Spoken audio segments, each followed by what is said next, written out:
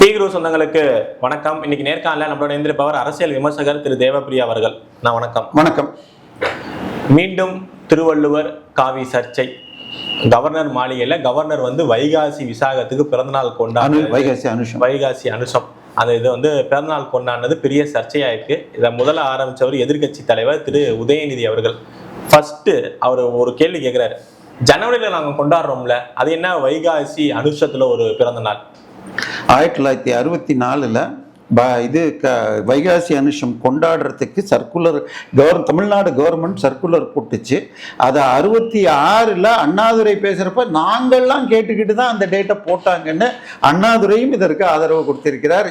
1935 வைகாசி அனுஷம் அன்றைக்கு திருவள்ளுவர் திருநாள் என்று கொண்டாட வேண்டும் என்று சென்னை பச்சையப்பன் கல்லூரியில மறைமலையடிகள், உவேசா இவர்கள் எல்லாரும் கலந்துகிட்டப்ப அதுக்கு அந்த இதழில் ஆதரவாக காஞ்சி பெரியவர் முதல் ஈவேரா வரை பலருடைய அணிந்துரைகள் இருக்கு. ஸோ எல்லாரும் சேர்ந்து டேட் பண்ணதான் நம்ம திருவள்ளுவருக்கு ஒரு கோவில் இந்து அறநிலை சமயத்துறை கீழே மயிலாப்பூர்ல இருக்கு. அந்த கோயில் படியாக அவருடைய ஜென்ம நட்சத்திரம் அல்லது இது அவதார நாள் என்பது வைகாசி அனுஷம் தான். சரி, தை 2ங்கிறதுக்கு என்ன ஆதாரம் இருக்கு? அதுக்கு ஏதாவது நீங்க சொல்லுங்க. அதாவது மேற்கத்திய நாடுகளில் கிறிஸ்மஸ்ல இருந்து நியூ இயர் வரைக்கும் விடுமுறை விடணுங்கிறதுக்கு அந்த நேரத்தில் எல்லாத்தையும் கிளப் பண்ணுவாங்க. அது மாதிரி தை 2 அதுல என்னத்துக்கு கிளப் பண்ணீங்க?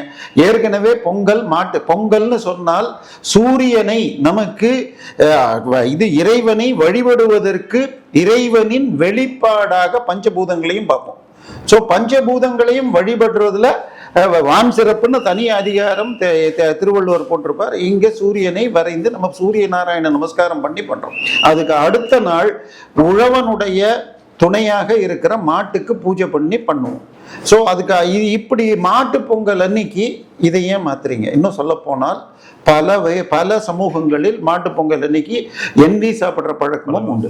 ஸோ இது திருவள்ளுவர் தன் ஊன் உடம்பு வளர்ப்பதற்கு பிரிது இன்னுயிர் ஊடும் சாப்பிடுவனுக்கு அருள் கிடைக்காதுங்கிறார். நம்ம மனுஷ உயிரை தன் ஊன் உடம்பு மற்ற விலங்கு உயிரை இன்னுயிர்னு சேர்க்கிறார்.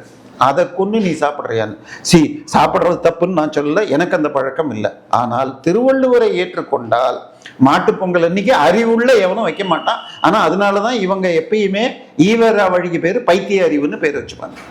சரி, அடுத்தது கேள்வி, படத்தை சட்டபூர்வமாக 1961 இப்ப இருக்கிற மாதிரி அவரு வெள்ளை ட்ரெஸ் போட்டுக்கிட்டு இருக்கு. இதை எப்படி மாத்தலாம்னு கேக்குறாங்க. கம்பருக்கு ஸ்டாம்ப் வந்திருக்குங்க, அதுல அவர் நெற்றி போட்டோட இருக்குது. அந்த ஸ்டாம்பை வச்சுக்காம இவங்க என்னவோ மீசியை வச்சுக்கிட்டு ஒரு இதுதான் ஸ்டாலின் உட்பட அரசாங்க நிகழ்ச்சியில பயன்படுத்தியிருக்காங்க. சார், திருவள்ளுவராக இருக்கட்டும் கம்பராக இருக்கட்டும் இவர்கள் படம் எதுவும் கிடையாது.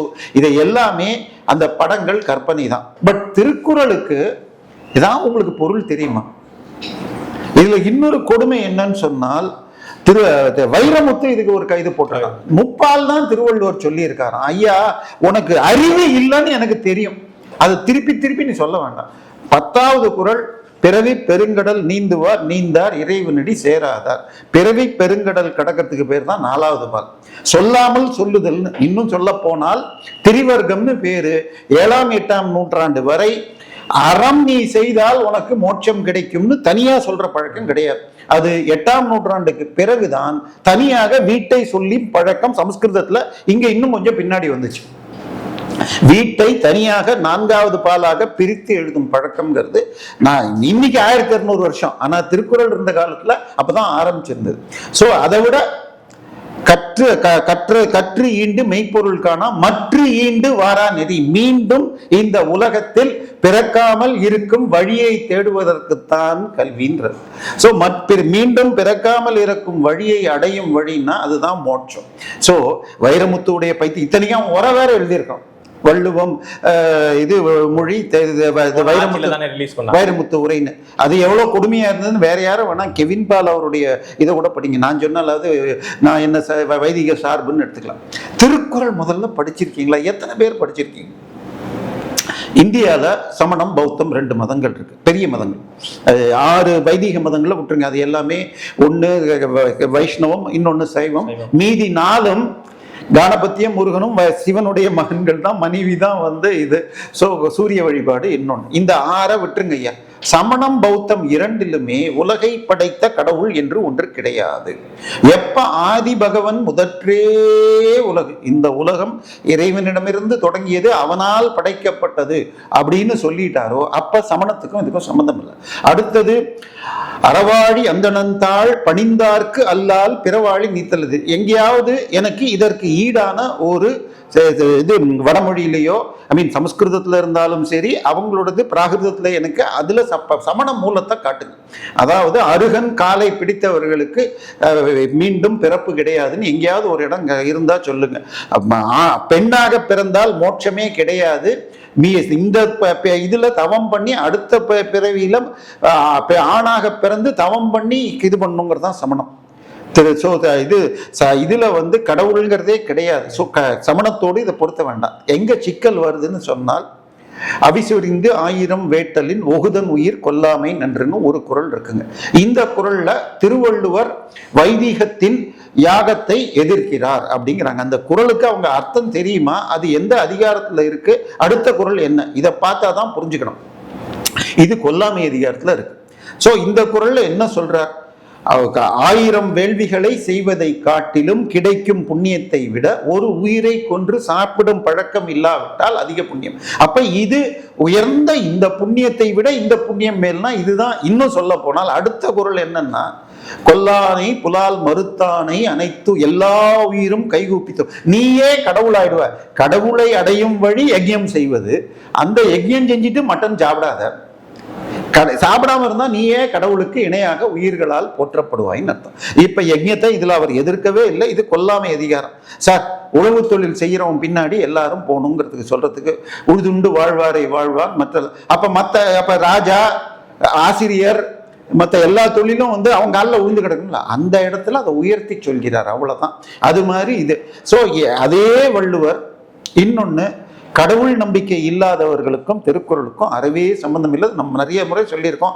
கற்றதனால் ஆய பயனின்கொள் வாளறிவன் நற்றால் தொழால் என். வாளறிவன் சொன்னால் அனைத்து அறிவும் ஆனவன். இப்ப நான் இந்த இதுல ரெக்கார்ட் பண்ணி முடிச்சு நீங்க ஆன்லைன்ல ஏத்துனீங்கன்னு சொன்னா அதன் பிறகு உலகம் ஃபுல்லா பார்க்கலாம். இந்த அறிவு நமக்கெல்லாம் தெரிஞ்சது ஒரு 10 வருஷம் 15 வருஷத்துக்குள்ளதான். ஆனா இந்த சேட்டிலைட் கண்டுபிடிக்கிறதுக்கு முன்னாடியும் அதே ரேடியோ மேக்னெட்டிக் வேவ்ஸ் இருந்துச்சு. கடவுள் படைச்சிட்டார். சோ அனைத்து அறிவும் ஆனவன். இன்னும் லைவ் போட்டீங்கன்னா நம்ம பேசியே பார்க்கலாம். சரியா? சோ அனைத்து சர்வஜன் அந்த கடவுள். நம்ம இப்ப கத்துக்கிட்டு இருக்கோம். அச்சா, இதுக்கும் தாண்டி அவனை கற்றதன் பயன் அவன் திருவடிகளை தொடுவதற்கே இல்லாவிட்டால் வேறு எதற்கு அப்படின்றார். இதுக்கும் மேல 9வது குறளை போறப்ப, கோளில் பொறிவாயில் பயமில்லவே எண்குணத்தான் தாளை வணங்கா தலை. எண்குணத்தானுடைய திருவடிகளை வணங்காவிட்டால் உன் தலையில் இருக்கும் 5 பொறிகளால் என்ன பயன்? இப்போ ஒரு பொம்மை இருக்கு, பிளாஸ்டிக் பொம்மையோ மர பொம்மையோ இருக்கு. அதுக்கு கண்ணு இருக்கா, காது இருக்கா, மூக்கு இருக்கா, வாய் இருக்கா? ஆனா அது அறிவு கிடையாது. சோ அது போல உன் அறிவை நீ பயன்படுத்தலங்கிற. சோ கடவுள் நம்பிக்கை இல்லாதவர்கள் திருக்குறளுக்கு நான் ஆத்திகத்துக்கும் நாத்திகத்துக்கும் நடுவுல நக்கிட்டு இருக்கேன்னு உளர வேண்டாம். இது கருணாநிதி உரையில இந்த வார்த்தை இருக்கிறது. நான் ஆத்திகத்துக்கும் நாத்திகத்துக்கும் நடுவில் இருந்து இதை எழுதுகிறேன். திருவள்ளுவர் அதை ஏத்துக்கலையே. திருவள்ளுவர் என்ன சொல்லியிருக்கார்? குறள் 850 புல்லறிவாண்மை என்ற அதிகாரத்துல, உலகத்தார் உண்டு என்பதை இல்லை என்பவன் வையத்துள் அழகையா வைக்கப்படும். வையம்னா உலகம், வாழும் போதே. அழகைன்னா பேய். நீ வாழும் போதே பேயாக பார்ப்ப. எப்போ? உலகத்தார் உண்டு என்பதை இல்லை. உலகத்தார்னா உலகு என்பது உயர்ந்தோர் மேன அப்படிங்கிறது தொல்காப்பியம். உயர்ந்தோர்னா என்ன அர்த்தம்னா தர்மசாஸ்திரங்கள் சொல்லும் வழியில் வாழும் பெரியோர். அவங்க உண்டுன்னு எதை சொல்றாங்க? கடவுள் உண்டுங்கிறாங்க. அவங்க மீண்டும் பிறக்கிறோங்கிறாங்க. அது இல்லைன்னு சொல்ற ஆட்கள் பைத்தியங்கள் அல்ல பேய்கள்னு அர்த்தம். சரியா? இதை திருவள்ளுவர் சொல்றார். சோ நீங்க வள்ளுவத்திற்கு அவருக்கு மாறாக பொருள் சொன்னா அது பைத்தியக்காரத்தனம். அடுத்தது ஒரு இது கடவுளை வழிபடுறதுல எப்படி வேணாலும் வழிபடலாம், தப்பே இல்லை. ஆனால் உலகத்திலேயே மெய்யியல் ரீதியாக நானும் நீயும் உருவம், எனக்கு கார்த்தின்னா இந்த உருவம் தான் தெரியும், குரல் வேணா கொஞ்சம் கேட்டா, ஆனால் உருவத்தோட கடவுளை பார்த்தா தான் நமக்கு மனது ஒருநிலைப்படும். அதனால விக்கிரகங்கள் திருமேனிகள் வச்சுக்கிறோம். திருவள்ளுவர் நித்திய நைமித்திய பூஜைகள், மழை பெய்யாம போச்சுன்னா அந்த நாட்டில் மறைந்து போகும் தர்மங்கள்னு சொல்றப்ப தான் தவமும் தானமும் போகுன்ற ஒரு குறள். அதுக்கு முந்தைய குறள் சிறப்புடனே பூஜனை செல்லாதேங்கிறார். சிறப்புடனே பூஜைனா நித்திய நைமித்திய பூஜைகள். நித்தியம்னா அன்றாடம் செய்ய வேண்டிய விக்கிரகங்களுக்கு செய்ய வேண்டிய பூஜைகள். நைமித்தியங்கள்னா பண்டிகை நாட்களில் சிறப்பான பூஜைகள். சோ இது உலகத்துல எந்த மதத்துக்கும் பொருந்தாது. சரியா? சோ அது அந்த மதம் அந்த கதை புத்தகத்துல இருக்கிற அந்த கதாபாத்திரம் வழிபடுறதுக்காக இறைவனை விக்கிரகமாக பார்க்க கூடாதுன்னு சொல்றது. அது மெய்யியல்ல பொருந்தவே பொருந்தாது. ஆச்சா, அதுக்கு அடுத்தது நல்ல நாடுன்னா திருவள்ளுவர் கொல்லாமை புலால் மறுத்தல்ல அளவுக்கு அதிகமாக நான்வெஜ்ஜை சொல்கிறார். அதாவது இது எந்தி மட்டன் சாப்பிடக்கூடாதுன்னு இருக்காரு. இது சமணத்துக்கு தான் பொருந்தும் அப்படிம்பாங்க. அதே திருவள்ளுவர் காதலன் பிரிஞ்சு இருக்கிறப்ப என்னுடைய இதய துடிப்பு எப்படி இருக்குன்னு சொன்னால் மட்டன் நெருப்புல வாடுறப்ப இருக்கிற மாதிரி நினம் தீயில் வாடும் போத என்னுடைய நெஞ்சம் வாடுதுன்னு சொல்லியிருக்காரு. சோ நினம் தீயில் வாடுவதை மட்டன் சாப்பிட்றவன் தான் சொல்லுவான், மட்டனை ஏத்துக்கிறவன் தான் சொல்லுவான் உதாரணமாக. சோ அதனால திருவள்ளுவர் இதையும் சொல்லியிருக்கார். அதுக்கு அடுத்தது பாத்தீங்கன்னு சொன்னால் திருவள்ளுவர் இது அகிம்சையை அதிகமா போதிக்கிறார்னு சொன்னால் போரிடுற வீரன் விழுப்புண் படாத நாளெல்லாம் வீண் நாள் சண்டைக்கு போயிட்டே இருங்கிறார். அது போர் வீரனுக்கு சொல்லப்படும், அதுக்கு பேர் என்ன சொல்றது, சத்திரிய அறம். அறம்ங்கிறது எல்லாருக்கும் ஒண்ணு கிடையாது. எனக்கு வேற அறம், அவருக்கு வேற அறம், இவருக்கு வேற அறம்ங்கிறது தர்மத்துடைய தமிழ் வார்த்தை. சோ இங்க நிறைய பேர் அதுவும் உளறி இருக்காங்க. தர்மம் வேறு அறம் வேறுவான். அறம்னா எல்லாருக்கும் எல்லா நாளும் பொருந்தும், தர்மம்னா அப்படி இல்லைன்னு. அப்ப சத்திரிய இன்னொன்னு இருக்கு. போர் வீரன் எப்படின்னா அவன் இறந்துட்டானே எனக்காக உயிரை விட்டானேன்னு சொல்லி ராஜா வருந்த வைப்பதுதான் ஒரு போர் வீரனோட கடமையை. போய் தற்கொலை பண்ணிக்கோன்னு சொல்றாரு அவர் திருவள்ளுவர். அது போர் வீரனுக்குரிய அறம். சோ திருவள்ளுவர் தெளிவாக வாழ்க்கை வழி இதையெல்லாம் மீறி உச்சத்துக்கே போயிடுவாங்க. ஒரு நாடு நல்ல நாடு, கருணாநிதி ஸ்டாலின் போல இல்லாம நல்ல நாடா எப்படி இருக்கணும்ன்றார். அந்தணர் மூர்க்கும் அறத்திற்கும் ஆதியாய் நிற்பது மன்னவன் கோல். மன்னவன் கோல்னா செங்கோல். இந்த அதிகாரம் செங்கோன்மை அதிகாரம் குறள் 543. அந்தணர்னா பிராமணர்கள், நூல்னா வேதம், அறம்னா தர்மசாஸ்திரங்கள். சோ நீ அடிச்சு விடுறீங்க, அறம்னா அறம் வேண்டாம். குறள் 183க்கு போங்க.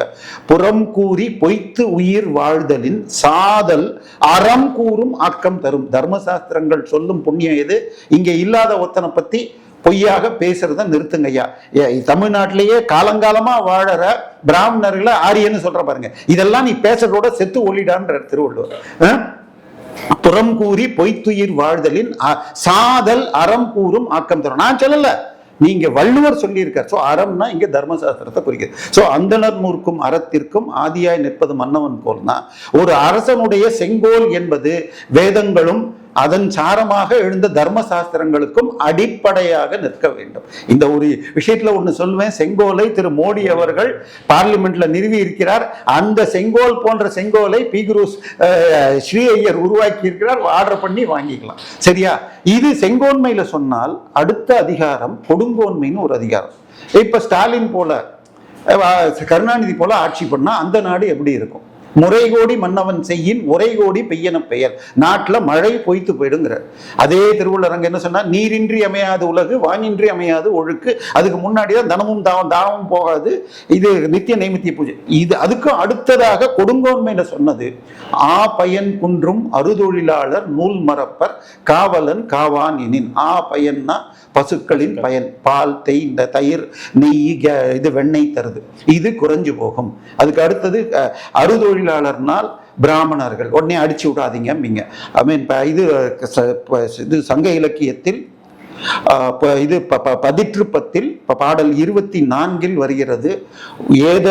ஓதல் வேட்டல் அவைபிற செய்தல் ஈதல் ஏற்றல் அறுதொழில் ஆகுமே. ஓதல்னா படித்தல், அதை அடுத்தவர்களுக்கு சொல்லித்ததல்.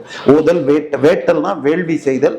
ஓதல் அவை பிறர் செய்தல், எனக்காக நான் வேள்வி பண்ணணும், மற்றவர்களுக்காக வேள்வி செய்யணும். இதுக்கு அடுத்த 2 தொழில் இருக்கு பாருங்க. இதுதான் ரொம்ப விசேஷம். ஈதல் ஏற்றல். ஈதல்னா தானம் கொடுக்கறது, ஆனா ஏற்றல்னா தானம் வாங்கிக்கிறது. இது ஏன்டா தொழில்?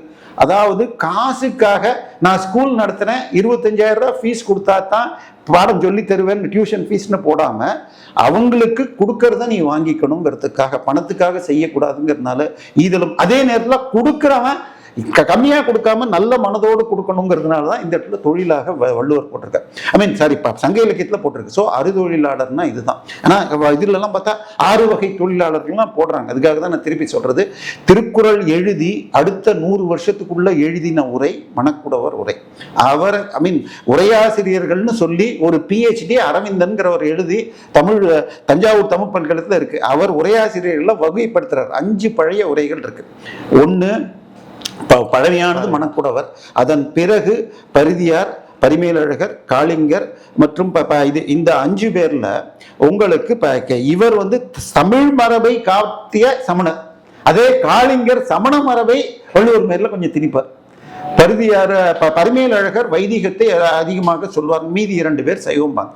ஸோ மணக்குடவர் தான் பழையது, சமணர் அவர் தெளிவாக இது அந்தணரையும் வேதங்களையும் குறிக்குதுங்கிறார். ஸோ அரசன் முறையாக ஆட்சி செய்யாவிட்டால் காவலன் காவானினின் ஆபயன் குன்றும் அறுதொழிலாளர் வேதங்களை மறப்பார்கள். ஸோ இது சரி, ஒரு பேச்சு இவ்வளோ சொல்றீங்க, இத ஒரு பேச்சுக்கு இதை நான் அதிகம் பண்றேன்னு சொல்லுங்க. சங்க இலக்கியத்துல புறநானூறு 9வது பாடல், ஆரம்ப கால சங்ககால மன்னன், அவனுடைய காலம் என்னன்னு நீங்க போட்டுக்கங்க. அவர் பேரு இது முதுகுடுமி பெருவழுதி.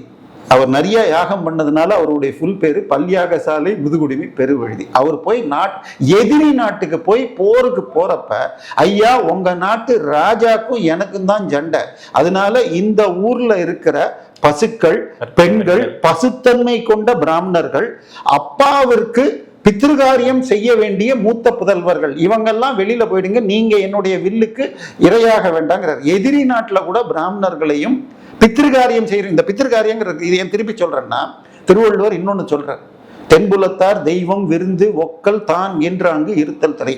ஒரு இல்வாழ்க்கையில் வாழ்பவன் முதல் கடமை தென்புலத்தாருக்கு. சமணத்துல தென்புலத்தார் கடமை கிடையாது. சரியா? அன்னைக்கு ஒரு நாளோட முடிஞ்சு போகுது. மற்ற எல்லா மதங்களும் நம்மளுடைய வேற. நம்ம இந்து மதத்தில் ஒவ்வொரு அமாவாசை என்னைக்கும் வருடா வருடம் பித்திருக்காரியம் பண்றோம். ஸோ திருவள்ளுவர் இதை சொல்றார். ஸோ முழுக்க முழுக்க திருக்குறள் ஆரம்பம் முதல் கடைசி வரைக்கும் இறை நம்பிக்கையும் இதுவும் இருக்குன்னு நான் சொல்லலை. திரு சுந்தரமூர்த்தி சமீபத்தில் காலமான முன்னாள் தஞ்சாவூர் தமிழ் பல்கலைக்கழக துணைவேந்தராகவும் செம்மொழி நிறுவனத்தின் துணைத் தலைவருமாக இருந்த நாத்திகவாதி அவர் புக்குல எழுதியிருக்கார். சோ திருக்குறள் நீங்க படிங்க சார், தயவு செய்து. இப்படி திருக்குறள்ல நீங்க இது மாதிரி காவி உடையோ இல்ல இந்த மாதிரி இந்துத்துவ கண்டென்ட் தான் இருக்குன்னு நீங்க தமிழ்நாட்டுல இது மாதிரி பண்ணா 100 வருஷம் இல்ல 200 வருஷம் ஆனாலும் பிஜேபி தமிழகத்துல கால் ஊண்டாதுன்னு சட்டத்துறை அமைச்சர் திரு CTR அவர்கள் சொல்லியிருக்காரு. சார் அவருக்கு என்ன சொல்றது, நீங்க உங்க கையில ரிமோட் இருந்தா அந்த ரிமோட்டு நீங்க சொல்றது தான் கேட்கும். அவர் பிஜேபியில் இருந்தார், அப்புறம் 2வது கட்சி அமாவாசையாக அதிமுகவுக்கு போனார், இப்போ 3வது கட்சிக்கு போயிருக்கார். ஸோ கட்சிக்கு இதுவாக பேசுறாரு. பிஜேபியில் இருந்த பொழுது அவர் எத்தனை ட்வீட்டுகள் எத்தனை விஷயத்தை ஐடி விங் தலைவராக காவியில் போட்டார்னு நம்ம பார்க்கணும். பிஜேபி ஓட்டு ஷேர் இன்க்ரீஸ் ஆகிட்டு தான் இருக்கு. இந்த முறை 2.95ன்னு கதையை ஓட்டிட்டு இருக்காங்க. அவங்க நின்னதே 15% சீட்டு தான். ஸோ 30 இதே 200 சீட்டில் நின்னா 20% தாங்க. கிட்டத்தட்ட 2024 பாராளுமன்றத்தை விட அதிகம். இந்த அலை விஜய் அலையில போயிடுச்சு. அதன் பின்னால் ரூட் இருந்ததுங்கிறதெல்லாம் அடுத்தது. பட் எல்லாருக்கும் அந்த வாய்ப்பு இருந்தது. நான் அந்த ரூட்டை பெருசு பண்றேன். பிரச்சனை என்னன்னு சொன்னால், இவருக்கு முன்னாடி அருண்ராஜ் பேசினார். அருண்ராஜ் என்ன சொன்னாரு, வந்தே மாதரம் இது சமஸ்கிருத திணிப்புன்னாரு. அருண்ராஜ்ல ராஜ் சமஸ்கிருதம், விஜய் சமஸ்கிருதம். அவருடைய அருண்ராஜுடைய குழந்தைகள் பேரு மித்ரன் மற்றும் இந்த ஏதோ பிரணித்தான்னு சொல்றாங்க, அதுவும் சமஸ்கிருதம். உதய சூரியன் சமஸ்கிருதம். இது உதய நிதி, கருணை நிதி எல்லாமே ஜெயம், லலிதம், ராம, தாஸ் எல்லாமே சமஸ்கிருதம் தான். இதே ஆதி பகவன் முதல் குரல்லையே அவர் சமஸ்கிருதத்தை போட்டிருக்கார். சார் சமஸ்கிருத சமஸ்கிருதம் வெறுப்புங்கிறது தேவையில்லை. இன்னும் சொல்ல போனால் தமிழ் எழுத்துக்கள், பிராமி எழுத்துக்கள், சமஸ்கிருதத்துக்காக உருவாக்கப்பட்ட எழுத்துக்கள். அதாவது கீழடியில திசன்னு ஒரு வார்த்தை கிடைச்சது, 2 மொழியிலையும் இருக்கிற வார்த்தை. சா இருந்தது பாருங்க, அது ஸ்டாலின்ல வர சா, தமிழுக்கு கிடையாது. அந்த இன்னும் இருக்கு பாருங்க, அது தமிழுக்கு மட்டுமே இருக்கு, சமஸ்கிருதத்துல கிடையாது. ஸோ கீழடியை நீங்க என்ன பொறுத்த வரைக்கும் அது 250 இருந்து 300 வரைக்கும் போகும். பட் நீங்க 500 800 என்ன சொன்னாலும் சமஸ்கிருதத்துல இருந்து வந்ததுங்கிறதுக்கு. அது அசோகருடைய கல்வெட்டிலேயே சங்கர் ஷா, சரஸ்வதி ஷா, 3 ஷாவும் இருக்கு. இது பிராகிருதத்திலையும் கிடையாது, பாலிலையும் கிடையாது. ஸோ பிராகிருதத்துக்காக உருவாக்கப்பட்டதுங்கிறதும் அர்த்தம் இல்லை. ஸோ இந்த 2 மொழிகளும் சகோதரி மொழிகள். தமிழ்ல 40% வார்த்தைகள் சமஸ்கிருத வார்த்தைகள், சமஸ்கிருதத்துல 33% வார்த்தைகள் தமிழ்ல இருந்து போனது பிற்கால சமஸ்கிருதத்துல. 2ம் ஒண்ணுக்கு ஒண்ணு விட்டு கொடுத்தது. முதல் குறள்ல இருக்கிற உலகுங்கிறது சமஸ்கிருதத்தை தமிழ்ல இருந்து வந்ததுன்னு நம்ம சொல்றோம், அவங்க லோகத்துல இருந்து வந்ததும். ஸோ இங்க இருந்து போயிருக்கிறதுக்கே வாய்ப்பு இருக்குன்னு சொல்றோம். ஸோ இதனால சார் திமுக மத கலவரத்தையும் ஜாதி கலவரத்தையும் தூண்ட பார்க்கிறது. அந்த டிராப்ல போய் இவங்க விழுகிறாங்க, அவ்வளவுதான். தவிர நீங்க பிஜேபி மோடி வர்றதுக்கு முன்னாடி 7 ஸ்டேட்ல இருந்துச்சு, இன்னைக்கு 19 ஸ்டேட்டுக்கு வந்திருக்கு. அதாவது வெஸ்ட் பெங்கால்ல 15 வருஷத்துல வந்துறாங்க. 2011 தமிழகத்துல இன்னும் வர இருங்க புரிய வைக்கிறேன். 2011 வெஸ்ட் பெங்கால்ல வந்தாங்க மேடம். 2009 இவர் நம்மளை கழட்டி விட்டார் ஒரிசால, நவீன் பட்நாயக். ஸோ 15 வருஷத்துல வந்துட்டோம். அதாவது ஒரிசா வெஸ்ட் பெங்கால்லாம் ஒரு முதல்வர் பதவி ஏற்றால் 25-30 வருஷம் இருப்பாங்க. அதுக்கு முன்னாடி சித்தார்த் சங்கரேக்கு அப்புறம் இவர் ஜோதி பாசு, இவங்கள 15 வருஷத்துல இறக்கிட்டோம். தமிழ்நாட்டில் 1989 அப்புறம் 5 வருஷத்துக்கு ஒரு தடவை மாறிக்கிட்டே இருந்துச்சு. நடுவில் ஒரு முறை ஜெயலலிதா 2 தடவை வந்தாங்க. இந்த முறை திமுகவை எடுத்துட்டு நீங்க வந்திருக்கீங்க, 5 வருஷத்துக்கு அப்புறம் இது மாறலாம். அதனால மக்கள் உங்களுக்கு இந்த முறை ஓட்டு போட்டிருக்காங்க. 2 பிராமணர்களை போட்டீங்கன்னு சொன்னாங்க. ஆனால் அந்த பிராமணர்களுக்கு என்ன போஸ்டிங் கொடுத்துருக்கீங்க, அவங்க என்ன செய்யறாங்கன்னு தெரியாது. திருச்செந்தூருக்கு போய் 15ஆம் தேதி அன்னைக்கு அங்க எடுக்கப்பட்ட 25 லட்சத்தை பத்தி பேசப்படலை. அதுக்கு எஃப்ஐஆர் போட்டீங்களான்னு எனக்கு முதல்ல சொல்லுங்க. டூப்ளிகேட் டிக்கெட் அடிச்சு 100 ரூபா ஸ்பெஷல் தரிசனம் டிக்கெட் அடிச்சு பணத்தை எடுத்துட்டு வீட்டுல போட்டுக்கிற வீடியோ பார்த்தா, ஏன்னா திருச்செந்தூர் கோயிலுடைய ட்ரஸ்டி யாருன்னு சொன்னா 15 வருஷமாக சேகர் பாபுவுடைய மகனுடைய கம்பெனியில பார்ட்னராக இருக்கிற அருள்முருகன். ஸோ அப்படி இருக்கிறப்ப எல்லாமே அங்க அப்படிதான் நடக்குது. அங்க அந்த அர்ச்சகர்னு இவங்க சொல்ற ஆளு திரிசுதந்திரர் என்று சொல்லப்படுபவர்கள், அவர்கள் அந்த கோயிலின் உரிமையாளர்கள். அதே ஸ்ரீரங்கத்தில் தலத்தாருமாங்க. ஸோ அவங்க ஒரு சில பேருக்கு தரிசனம் பண்ணுவாங்க, அவங்களுக்கும் டிக்கெட் ரைட்ஸோட கொடுத்து பண்ணணும். பட் யார்ட்டையோ கேட்டு வாங்கினாங்கன்னா அது பரவாயில்ல. பட் இதுக்கு என்ன பண்ணீங்க சார்? இது கூட பரவாயில்ல சார். ஸ்ரீரங்கத்தில் போய் என்ன சார் பண்ணாரு அவரு? லட்டு டேஸ்ட் பண்ணிட்டு திருவானை கோயில்ல. அதே இந்த மே மாதம் ராமேஸ்வரத்துல ஸ்வீட் ஸ்டால் பிரசாத கடையில உங்களுக்கு லட்டு கணக்குல வந்ததை விட அதிகமாக டூப்ளிகேட்டாக 3.45 கோடி சார். இந்த தமிழ்நாட்டில் முதல் அதிகமாக விற்கிறது வசூல்ல பழனி, 2வது சமயபுரம், 3வது ஸ்ரீரங்கம், இது ஏதோ ஒன்று வருது. ஸோ 5, 10, 12வது இடத்துல இருக்க ராமேஸ்வரத்தில் 3.5 கோடின்னா அப்ப மிச்ச இடம். அதை பத்தி எஃப்ஐஆர் போட்டீங்களா? தயவு செய்து இதெல்லாம் பண்ணுங்க. மக்களை ஏமாத்துறதுக்கு ரீல்ஸை போட்டு பண்ணலாம்.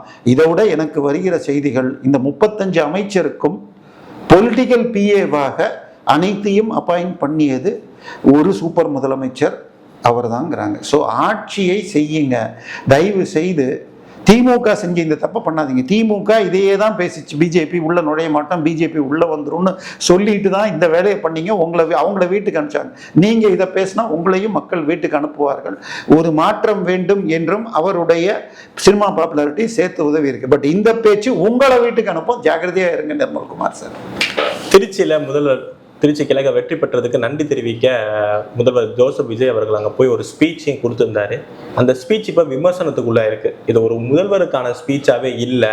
இப்போ அவர் முதல்வர் ஆயிட்டாரு. தேர்தலில் எப்படி வேணா பேசலாம், ஆனால் இப்போ முதல்வர் ஆயிட்டாரு. அது ஒரு சினிமா டைலாக்கா இருக்கு, ஒரு முதல்வருக்கான ஸ்பீச்சே இல்லை அப்படின்னு சொல்லிட்டு எதிர்கட்சிகளாக சொல்றாங்க. உண்மையா முதல்வருக்குன்னு அப்ப என்ன ஒரு ஸ்பீச் இருக்கு? அப்ப என்ன அவர் தவறா பேசிட்டாரு? இல்ல, முதல்ல நன்றி அறிவிப்பு சொல்றதாக இருந்தால் என்டையர் தமிழ்நாட்டுக்கே ஒரு இது கொடுத்துருக்கணும், யூடியூப்லேயாவது கொடுத்துருக்கலாம். என்னை தேர்ந்தெடுத்ததுக்கு நன்றின்னு சொல்லிட்டு அந்த பதவியேற்ற அன்னைக்கே நேரு ஸ்டேடியத்தில் ஒரு 9 நிமிஷம் பேசினார், அவ்வளோதான். அதன் பிறகு நேற்றுக்கு திருச்சி கிழக்குக்கு ஏன் சார் போனார்? திருச்சியில் அவர் இன்னும் ஜெயிச்சாரு, அதனால போனாரு சார். இடைத்தேர்தல் வரப்போகுது, பெரம்பூரும் ஜெயிச்சாரு, அங்க போகல. திருச்சி கிழக்குல நீங்க சொன்னீங்க பாருங்க, இடைத்தேர்தல் வருகிறது. ஏன்னா இன்னொன்னு அங்க என்ன பேசினாரு, ஜாதி மதம் கடந்து, ஐயா உன் ஜாதிக்காரன், ஜாதி மதம் காசு ஓகே, காசு. எனக்கு தெரிஞ்சு குறைஞ்சபட்சம் 20 முக்கிய இந்த அமைச்சர்கள்ல ஒரு 10 பேருக்கு மேல காசோ இல்ல பரிசுகளோ கொடுத்தது எனக்கு தெரியும். எந்தெந்த தொகுதிகள்னு என்னால சொல்ல முடியும். ஆனால் 234 கொடுத்தாங்களான்னா இல்ல. இன்னும் சொல்ல போனால் சில தொகுதிகளில் தாவேக்கா போட்ட வேட்பாளர்களுக்கு, உதாரணமாக குமாரபாளையத்துல தங்கமணி 60 லட்சம் கொடுக்க அவர் பிரச்சாரத்துக்கே போல. அணைக்கட்டு தொகுதியில 55 லட்சம் கொடுத்தாராம் திமுக வேட்பாளர், அவர் பிரச்சாரத்துக்கே போல. அணைக்கட்டுல அவர் 2வதா வந்து, ஆனா திமுக தோத்து 3வதா போயிடுச்சு. இதுல தாவேக்காவே ஜெயிச்சு, மக்கள் பிரச்சாரத்துக்கு வராதவங்களை கூட ஜெயிக்க வச்சிருக்காங்க. ஆனால் ஜாதி மதம் பார்க்கலன்னு சொன்னீங்க பாருங்க, அதை விட பெரிய பீலா எதுவும் கிடையாதுங்க. ஏங்க உங்க பேரை சொல்றப்பயே ஜோசப் விஜய்னு சொன்னீங்க, கன்னியாகுமரிக்கு போறப்ப மாத்திரம் மேரியுடைய பொம்மையும் வாங்கி வச்சுக்கிட்டீங்க கையில, அப்புறம் இயேசு சில திருச்செந்தூர் தான் போனாரு. சரி, அதெல்லாம் எலெக்ஷனுக்கு அப்புறம் நீங்க அங்கதான், அதாவது சிலுவ மாலையை வாங்கிட்டு கழட்டாம வச்சுட்டு இருந்தாரு கன்னியாகுமரியிலயோ தூத்துக்குடியிலையோ. இது நேரு பொம்மை கொடுத்தப்ப வாங்கி வச்சுக்கிட்டாரு. இன்னொரு இடத்துல விஜய் பொம்மையை வச்சுட்டு இன்னொருத்தர் பிரச்சனை பண்ணார், அது அவருடைய சொரூபத்தை வச்சுட்டு, அது வேற விஷயம். ஆனால் இதெல்லாம் கூட நான் சொல்ல, நீங்க எப்படி சார் திருச்சியை தேர்ந்தெடுத்தீங்க? திருச்சியில கிறிஸ்துவ வேளாளர்கள் அதிகம், என்னுடைய ஜாதின்னு சொல்லி தான் தேர்ந்தெடுத்தீங்க. பெரம்பூர்லயும் கிட்டத்தட்ட கிறிஸ்தவர்கள் அதிகம் தான் தேர்ந்தெடுத்திருக்கீங்க. அது என்ன சார், நம்ம ரமேஷ்னு ஒருத்தர் போட்டிருக்காங்களே அமைச்சர், அவர் என்ன ஜாதினே எனக்கு தெரியாது அப்படின்னு ஆதவர்ஜுன சொன்னார். எனக்கு நீங்க சொன்னப்புறம் தான் தெரியணும். அது எப்படி சார் கரெக்டா, அதுக்கு பேர் என்னங்க, நம்ம பக்கத்து மறைமலை நகர்ல பிறந்து வாழ்கிற ரமேஷுக்கு ஸ்ரீரங்கத்தையும் அதே மாதிரி இங்க வெங்கட்ராமனை மயிலாப்பூர்ல மாத்திரம் நிறுத்துறீங்க, ஏன் வேற எந்த தொகுதியிலையும் உங்களுக்கு பார்ப்பனரை நிறுத்தணும்னு தெரியலையா? சொல்லுங்க. இந்த பொய்யெல்லாம் இன்னும் சொல்ல போனால் ரூட்ஸ் செய்த வேலையே, ரூட்ஸ் மற்றும் திரு ஜான் ஆரோக்கியசாமி 234 தொகுதிக்கும் டெமோகிராபிக்கலா எந்தெந்த ஜாதி, இதோட இல்லாம திமுக அதிமுகல யாரு வெளியில வர தயாராக இருக்காங்க. உதாரணமாக திருவெரும்பூர் தொகுதியில் இவரோட சண்டை போட்டு வெளியில வர தயாராக இருந்த ஆளை இழுத்து முத நாள் கட்சியில சேர்த்து அடுத்த நாள் சீட்டு கொடுத்தாங்க. அதே மாதிரி நம்ம இதுல குளத்தூர்ல VS பாபு, அவர் திமுகல எம்எல்ஏவாக இருந்து அதிமுகல சீட்டு கிடைக்காத நிலையில முத நாள் சேர்த்து கொடுத்தாங்க குளத்தூரை பொறுத்தவரைக்கும். இது எல்லாத்தையும் மேப் பண்ணி ரெடியா வச்சு ஒரு தொகுதியில கூட ஜாதியை பார்க்காம நிக்க வைக்கல. அதை 2-3 மாவட்டத்துக்கு நான் எடுத்தே கூட வச்சிருக்கேன். இன்னொன்னு அவர் சொல்றாரு, அந்த இதுல ஆதரவு நல்லா கொடுத்தீங்க, எம்ஜிஆர் அவளுக்கு கொடுத்த விட எனக்கு ஆதரவு நிறைய கொடுத்தீங்க, ஆனா நான் எம்ஜிஆரோட ஒப்பிடல, இன்னும் கொஞ்சம் நல்லா கொடுத்திருக்கலாம். இல்ல அது பர்சன்டேஜ். இதுக்கு பின்னாடி கூட்டணி கட்சிகளோட பயமா? இல்ல 2 விதம் இருக்கு. அவர் சொன்னது ஒரு டேட்டா. ஒன்று வந்து 35%, 34.9 எடப்பாடியில் அவருடைய சுயேட்சையாக ஒருத்தருக்கு ஆதரவு கொடுத்து சேர்த்தீங்கன்னா 35 தாண்டுது.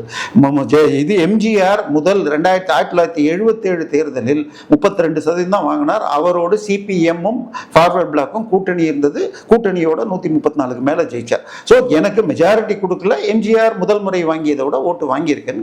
அந்த டேட்டா வரைக்கும் கரெக்டு. ஆனால் இது 1977 இல்லை, சரியா? இன்னைக்கு நீங்க எதை சொன்னாலும் மக்கள் பார்க்க முடியும். ஆனா இன்னைக்கு சட்டம் ஒழுங்கு சிக்கல்லாம் போன ஆட்சியின் தொடர்ச்சின்னு சொன்னா நீங்க யாரை போட்டிருக்கீங்க? நீங்க யாரை போட்டிருக்கீங்க பதவிக்கு? டிவிஎஸ்சியில் தலைவராக திரு அருணை போட்டிருக்கீங்க. உயர்நீதிமன்றம் இதற்கு கவலையையும் கண்டிப்பையும் இந்த நீதிமன்றம் பதிவு செய்கிறது. அவர் யாருங்க? திரு அருண் IPS. இது அண்ணா பல்கலைக்கழகத்தில் யார் அந்த சார்னு நீங்கள் போராட்டம் பண்ணி ஒரு நாளைக்கு இவரை கூட புசியானது கூட கைதில் வச்சுருந்தாங்க. ஸோ அந்த சார் என்பதை மறைச்சு முதல்ல பேட்டி கொடுத்தவர் அன்றைய கமிஷனர் அருண், சரியா? அவர் வந்து ஒருத்தர் தான் உண்டு, ஃபோன் இந்த மோட்ல ஏரோப்ளேன் மோட்ல இருக்குன்னு சொல்லி இது உயர்நீதிமன்றம் இதை கண்டித்த பொழுது அவருக்காக ஒரு 50 லட்சம் ரூபாய் சீப்பா வாங்குற வக்கீல்களை வச்சு உச்சநீதிமன்றத்தில் போய் அந்த வரியை எடுக்கிறதுக்கு பர்மிஷன் வாங்கினாங்க போன ஆட்சி. இப்போ இவர் பேர்ல அதே மாதிரி சொல்ற மாதிரி இப்போ டிஎஸ் போட்டிருக்காரு, அவர் தான் ஊழல் வழக்காக விசாரிக்க போறாரு. அதே திருச்சியில் அவர் சொல்றாரு, நான் ஊழல் செய்தவர்களை விட மாட்டேன். குறிப்பா டாஸ்மார்க்கே மேற்கோள் காட்டுறாரு. என்ன காட்டுறாரு? டாஸ்மார்க் ஊழலை எப்படி நீங்க மறைச்சிங்கிறது எல்லாமே தெரியும், இன்னுமே தான் இருக்கு அப்படிங்கிறாரு. மாத்தாட்டியும் பரவாயில்ல, இவர் தானே முதலமைச்சர், நடவடிக்கை எடுக்க வைக்கலாம்ல. ஐயா, இவருடைய அமைச்சர் அந்த இந்த கொடுமை என்னன்னா மது விலக்குத்துறை அமைச்சர்னு பேர். சாராயம் திராட்சை ரசம் விற்கிறது தான் அந்த துறைக்கு வேலை. ஆனால் அதுக்கு பேர் மது விலக்குத்துறை, சரியா? அந்த அமைச்சர் என்ன சொல்கிறாரு, சார் கடையில் இருக்கிற செலவு மற்ற விஷயங்கள்லாம் பார்த்துக்கிறதுக்கு தான் இந்த 10 ரூபா வாங்குறது, உடனடியாக நிற்க சார், அது சட்டவிரோதம். அவங்களுக்கு சம்பளம் வந்து மாதம் 12,000 ரூபா 13,000 கொடுத்து காலையில் 10 மணிலேருந்து ராத்திரி 10 மணி வரைக்கும் வைக்கிறீங்க, அவங்களுக்கு பிஎஃப் கிடையாது, பென்ஷன் கிடையாதுன்னு சொன்னால் இது சட்டவிரோதம்னு பல உயர்நீதிமன்ற தீர்ப்புகள் இருக்கிறது. திமுக அதிமுக அரசு இதை ஏற்கவில்லை. நீங்கள் ஒரு சட்டவிரோதத்தை நீங்கள் தானே சார் பாட்டு பாடினீங்க, பாட்டிலுக்கு 10 ரூபான்னு செந்தில் பாலாஜி, அதுக்காக அங்கே தானே உங்களால் 41 பேர் இறந்தாங்க. அந்த பாட்டை பாடிட்டு இங்கே இன்னைக்கு உங்கள் அமைச்சர் திராட்சை ரசம் விற்கலன்னா போலி திராட்சை ரசம் வந்துடும், கஞ்சா வந்துடும் சொல்றாருன்னா, அதை தாண்டி நேற்றுக்கு சென்னையில் ஒரு பார்ல ஒரு 17 வயது +2 படிக்கிற பெண்ணை சக நண்பர்கள் போய் இடிச்சு காரை ஏற்றி கொண்டு இருக்காங்க. அந்த பாருடைய உரிமையாளர் தாவேகாக்காரங்கன்னு சொல்றாங்க. அதுக்கு எல்லாமே அவர் பதில் சொல்றாரு, கொஞ்சம் டைம் தாங்க, நான் போலீஸ்கிட்ட சொல்லிக்கிட்டு இருக்கேன், காவல்துறையிட்ட உடனடியாக நடவடிக்கை எடுக்கணும், போடுற எஃப்ஐஆர் வந்து வலுவா போடணும், கோர்ட்ல வழக்கறிஞர்கள்ட்ட நான் சொல்றேன், ஐயா பெருசா வாங்கி தரணும்னு அவர் எல்லாமே சொல்றாரு. ஆனா இதுக்கெல்லாம் எனக்கு ஒரு கால அவகாசம் கொடுங்க. ஏன்னா தெருவுல இருந்து எல்லாத்துலயுமே இந்த போதை கலாச்சாரத்தை திமுக வந்து பண்ணி வச்சுட்டு போயிட்டாங்க அப்படிங்கிறாரு. ஐயா, நான் அதை இல்லைன்னே சொல்லலை, ஆனால் யார் விற்கிறாங்கிறது போலீஸை கேட்டால் ஒரு நிமிஷத்துல சொல்லிடுவாங்க. நீங்க போய் உங்க வீட்டுக்கிட்ட சிங்கப்பெண் ஒரு படம் வரப்போது 2 வாரத்துல அவரே நேத்தி சொல்றாரு, நடவடிக்கை எடுத்து தானே இருக்காரு. ஐயா, சிங்கப்பெண் இயக்கம்னு சொல்லி ஆரம்பிச்சாரு. இது வரைக்கும் நான் சொல்றது 29ஆம் தேதி வரைக்கும் அதுல 36 பேரை நியமிச்சிருக்காராம். தமிழ்நாட்டில் 38 மாவட்டம் இருக்கு. அந்த 36 பேர்ல கான்ஸ்டபிள் வரைக்கும். அப்போ ஒரு ஐஜியை போட்டுட்டு மீதி இப்போ ஒரு மாவட்டத்துக்கு ஒருத்தர் என்ன பண்ண முடியும்? ஏற்கனவே பெண்கள் தனி காவல்துறை போலீஸ் ஸ்டேஷன் வரைக்கும் இருக்கு. அவங்கள சார் தமிழ்நாட்டில் ஆர்டர்லியாக ஐபிஎஸ் அதிகாரிகளுக்கு ஒரு வீட்டுக்கு 5லேருந்து 10 பேர்னு கிட்டத்தட்ட 20,000 பேர் அந்த டியூட்டியில் இருக்காங்களாம்.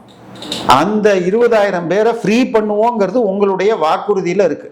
உதாரணமாக கமிஷனர் ஐபிஎஸ் வீட்டுக்கு 5 கார் ஓடுதுன்றாங்க. நான் சொல்றது மீடியாவில் வர செய்திகள். அப்போ 5 பேருக்கு 5 போலீஸ்காரர், அது தவிர வீட்டுக்கு இன்னொரு 5 பேரா? இது தடுக்கிறதுக்கு நீங்க என்ன பண்றீங்க?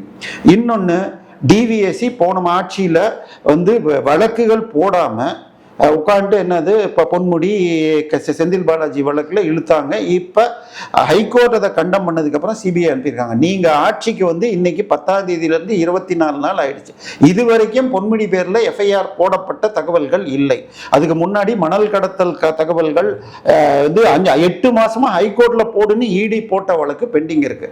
ஸோ நீங்கள் திரு அருண் அவர்கள் என்ன செய்ய போறார்? அவர் வந்து பல போலி வழக்குகளை பண்ணி குண்டர் சட்டத்தில் போட்டார். அவரை போட்டது தப்புன்னு சொன்னா அவரே கட்டாய விடுப்புல உடல்நிலை சரியில்லை விடுப்புல போய் ஆளை மாத்துவீங்கன்னு பார்த்தா மாத்தல. சென்னை கமிஷனராக நீங்க போட்டிருக்கிறவர் தாம்பரத்தில் இருந்த பொழுது பொங்கல் கொண்டாடிய போலீஸ் இவங்களை டிரான்ஸ்பர் பண்ணார்னு கட்டாய விடுப்பில் இருந்தவர் ஈசிஆர் கார் சேஸ்ல திமுக கொடியை வச்சுக்கிட்டு ரவுடித்தனம் பண்ண ஆளுங்களை அவங்க திமுக காரங்க இல்லோ, அவங்க வெறும் கொடியை வச்சுக்கிட்டா இதில் டோல் கட்ட வேண்டாம், டோல் பூத்துலன்னு சொன்னார். இன்னைக்கு நான் கேட்குறேன், தாவைக்கா கொடியை வச்சுக்கிட்டா டோல் கட்டலாமா இல்லையா சொல்லிடுங்க, யாராவது கட்டிட்டு போயிட போகிறாங்க. அவங்கள காப்பாற்றின வேலையை செஞ்சவரை இப்போ சென்னை கமிஷனராக போட்டிருக்கீங்க. பொங்கலை எதிர்த்து அவர் டிரான்ஸ்ஃபர் பண்ணார்னு பார்த்துருக்கோம். ஸோ அது தவிர அவர் பேரில் பல விஷயங்கள் இருக்குது. நான் சொல்கிறது அதே மாதிரி டிஜிபியாக ஒரு தமிழருக்கு வன்னிய பெருமாளுக்கு இருந்த வாய்ப்பை கெடுத்துட்டு 6 வருஷம் பாக்கி இருக்கிறவரை போட்டிருக்கீங்க. ஸோ இது எதுவுமே இந்த நடுநிலையாளருக்கு நம்பிக்கை தரல சார். ஒன்று எதிர்கட்சிகள் உங்களை விமர்சனம் பண்ணுறதுக்கு 6 மாதம் இருக்குது. ஆனால் எங்களை போன்றவர்கள் அன்றாடம் நடக்கிறத பார்ப்போம். சரி, போலீஸுக்கு முக்கியமான பதவிகள் நீங்கள் போட்டது எதுவும் பெரிய நம்பிக்கை தரவில்லை. போதுமா? ஒரு டிஜிபி அவர் இங்கே தமிழ்நாட்டிலேயே 7 வருஷம் இல்லை, அவர் சிறப்பான அதிகாரிங்கிறது ஓகே. ஆனால் இங்கே மற்ற பதவிகளுக்கு நீங்கள் போட்டது எதுவும் தரல. முக்கியமான 3 சீனியரை ஒதுக்கி இருக்கீங்க. ஐ மீன் அதில் ஒருத்தருக்கு கான்டாக்ட் சர்டிஃபிகேட்டே கொடுக்கல அந்த தமிழர் வன்னிய பெருமாளுக்கு. அதனால அவர் நேற்றுக்கு வாட்ஸ்அப்பில் அழுது பல பேருக்கு மெசேஜ் போட்டதாக ஒரு செய்தி வருகிறது. ஸோ இதெல்லாம் வந்து காணொலியில் எதியான கேள்வியா? நேற்று திருச்சி வந்தப்ப அங்க துரை வைகோ எம்பி மதிமுக அவரும் வரவேற்பு கொடுத்திருந்தாரு. ஒரு ஸ்டேட்மெண்ட் சொல்றாரு செய்தியாளர் சந்திப்புல, திமுக உதயசூரியன் நின்னது வந்து ஒரு துரதிருஷ்டமானது அப்படிங்கிறாரு. என்ன ஆக போது? 2 எம்எல்ஏ வச்சிருக்காங்க. திமுக கூட்டணில இருந்து அடுத்த மதிமுக வெளியில வரப்போகுதா? இல்ல, துரை வைகோ உயிரோடு தான் இருக்காரா? எம்பிங்க இல்லைங்க, அவர் எம்பி எலெக்ஷனில் நின்னப்ப KN நேருவை பக்கத்தில் வச்சுட்டு சேர்த்தாலும் நான் தீப்பெட்டி தான் நிற்பேன்னு சொன்னார். இப்போ தீப்பெட்டி நிக்கல இல்லை, உதயசூரில் தான் நின்னாரு. அப்போ உயிரோடு இருக்காரா? ஸோ அவர் பேசுறதோட மதிப்பு அதுதான். இல்லை, இவருக்கு முன்னாலே ஜவஹருல்லா போன்றவர்கள் நாங்கள் இனிமேல் தனி சின்னத்தில் தான் நிற்போம்னு சொல்லி பேசியிருக்காங்க. என்ன சிக்கல்னு சொன்னால், இவங்க கட்சி மாற முடியாது. ஏன்னா உதயசூரியன் சின்னத்தில் நின்னதுனால ரிசைன் பண்ணிட்டு மீண்டும் நிற்கலாம். அதற்குரிய வேலைகள் நடக்கலாம். அதற்கு சோஃபா செட்டுகளை பற்றிய டீல்கள் நடக்கலாம். பட் இவங்களெல்லாம் சேர்த்துட்டு தீய சக்தியோட கூட்டணியை சேர்த்துக்கிட்டு நீங்க தூய சக்தின்னு அப்புறம் எப்படி சொல்ல முடியும்? மெஜாரிட்டி எடுக்க வேண்டும்ங்கிறது உறுதி தான், அதுல சந்தேகம் கிடையாது. உங்களுக்கு 108 கொடுத்துருக்காங்க, ஆல்ரெடி 120 கிட்ட வந்தாச்சு. 4 பேரை வேற சோஃபா செட்டை கொடுத்து இது பண்ணியிருக்கீங்க. சரி, இதோட இன்னொரு விஷயமும் சேர்ந்துக்கங்க. நேற்றைய தினம் CV சண்முகம் ராஜினாமா செய்த போஸ்ட்டுக்கு வேட்புமனு தாக்கல் தொடங்கிடுச்சு. ஸோ த்ரிஷா மேடம்மா அல்லது CV சண்முகமே தாவேகா சார்பாக மீண்டும் MP ஆவார்னு ஓடிக்கிட்டு இருக்கு. ஏன்னா அவரை டெல்லி ரெப்ரசன்டேட்டிவாக போட்டால் நான் தாவேகா வரேன்னு. அதே மாதிரி புதுக்கோட்டை விஜயபாஸ்கரும் இங்கே சேர்ந்து இப்பொழுது ஆல்ரெடி டிரான்ஸ்போர்ட் கார்பரேஷன் போன்ற பல்வேறு இதில் இருக்கிற இதெல்லாம் உடைக்கிற மற்ற கட்சிகளின் யூனியன்ஸை உடைச்சு கொண்டு வரத இது அக்ரி கிருஷ்ணமூர்த்தி ஆல்ரெடி வந்துட்டாரு, இவரும் பேசிட்டு இருக்காருன்னு செய்து மற்ற கட்சிகளை உடைச்சு தீய சக்தி ஊழல் சக்தின்னு சொன்ன நீங்க அவங்களையே உடைச்சிக்கிட்டு சேர்த்துனா என்ன வரும்? ஸோ எம்ஜிஆர் அவர்கள் 1977-80 ஊழலே கொடுக்காமல் கலைத்த போதும் திருப்பி வந்தார். ஆனால் ஊழல் குற்றங்களில் மாட்டின ஜெயலலிதா மீண்டும் மீண்டும் தோற்று தான் எழுந்தார். ஸோ என்ன உங்களுக்கு வசீகரம் இருந்து வெற்றி பெற்றாலும் ஆட்சி சரியில்லைன்னா சரியா இருக்காது. முதல் 25 நாள் உங்களுக்கு நீங்கள் இன்னும் புரிஞ்சு செய்யணும்னு எதிர்பார்க்கிறோம். பட் பெரிய நம்பிக்கை தரவில்லை. மூடின ஒரு பாரு ஓனர் அதிமுகலேருந்து தாவேகாவுக்கு போன பிறகு திறக்கப்பட்டதாக பாலிமரில் ஒரு வீடியோ போகுது. ஸோ இதுதான் நிலைமைன்னு சொன்னால் விஜய் நீங்கள் மறைக்கலாம், இல்லை உங்களுக்கு தெரியாமல் இருக்கலாம், பட் எங்களுக்கு வெளியில் செய்தி வருது. ஸோ இதையெல்லாம் நீங்கள் கண்ட்ரோல் பண்ணணும். முதல்ல சிறந்த அதிகாரிகளை போடணும். DVAC டைரக்டர் பொசிஷனில் நேரடியாக உயர்நீதிமன்றம் அதிருப்தியையும் கண்டனமும் சொல்லி 5 நாட்கள் ஆகியும் ஒன்றும் நடக்கலைங்கிறப்ப நடப்பது குதிரை வேக ஆட்சியா இல்லை தூங்கு மூஞ்சி ஆட்சியாங்கிற சந்தேகம் வருகிறது. இந்த ஆட்சியை நடத்துவது விஜயா அல்லது அவருக்கு மேல் பல சக்திகளா எல்லாம் குழப்பமாக இருக்கிறது. வெயிட் பண்ணுவோம், பார்ப்போம். நேரத்தை நம்ம தளர்த்து ரொம்ப நன்றி. நல்லதே நடக்கும். வாழ்க வளமுடன்.